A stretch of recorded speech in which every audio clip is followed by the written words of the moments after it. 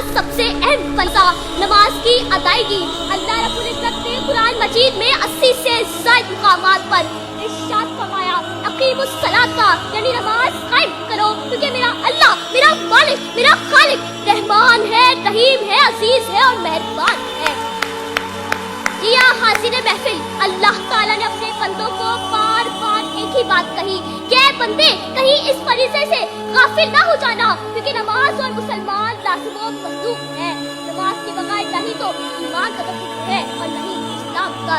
सफीर अली वक़ार, अल्लाह की रज़ा का सबब नमाज, ईमान का जुज़ है नमाज, बदन की राहत नमाज, अंबिया अलैहिस्सलाम की सुन्नत नमाज और फरिश्तों का महबूब अमल नमाज।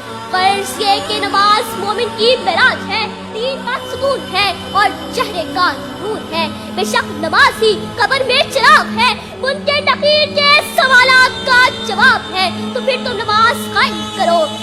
बेशक नमाज ही उनके नकीर के सवालात का जवाब है।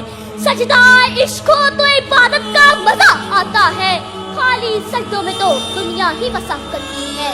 ऐ मेरे रब, मेरी दुआ है कि हम सबको नमाजों और सजदों के जरिए रुजू करने वालों में शामिल फरमा दे, आमीन। तो फिर तुम नमाज कायम करो, कहीं तुम्हारा हशर भी नमरूद, फिरौन, कारून और हमान जैसे बदबख्तों साथ ना हो। तो फिर तुम नमाज कायम करो, क्योंकि यही मोमिन की मिराज है, दीन का सुकून है और चेहरे का नूर है।